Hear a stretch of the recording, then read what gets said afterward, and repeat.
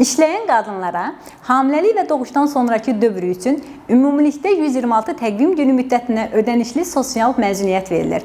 Bu müddətin 70 təqvim günü doğuşdan əvvəl, 56 təqvim günü isə doğuşdan sonraki dövr üçün nəzərdə tutulur. Doğuş çətin olduqda, 2 və daha çox uşaq doğulduqda doğuşdan sonraki məzuniyyət 70 təqvim günü müddətində verilir. Kənd təsərrüfatında çalışan qadınlar üçün isə sosial məzuniyyət normal doğuş zamanı ümumilikdə 140 təqvim günü müddətində məzuniyyət verilir. Bu müddətin 70 təqvim günü doğuşdan əvvəl, 70 təqvim günü isə doğuşdan sonraki dövrə aiddir. Bu sahədə çalışan qadınlarda əgər doğuş çətin olarsa, məzuniyyətin ümumi müddəti 156 təqvim günü olur. Belə ki, bu müddətin 70 təqvim günü doğuşdan əvvəl, 86 təqvim günü isə doğuşdan sonra verilir.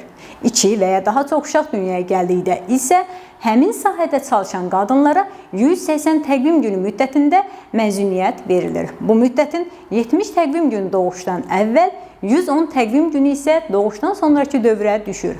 2 yaşınadək və ya daha kiçik yaşda uşağı övladlığa götürən və ya övladlığa götürmədən böyüdən qadınlar doğuşdan sonra 56 günlük sosial məzuniyyətdən, həmçinin əlavə və qismən ödənişli məzuniyyətlərdən istifadə edə bilərlər.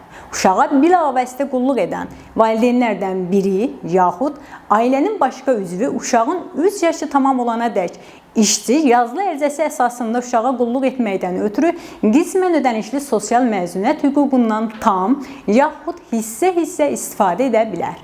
Əmək hüquqlarınızı öyrənin və tələb edin.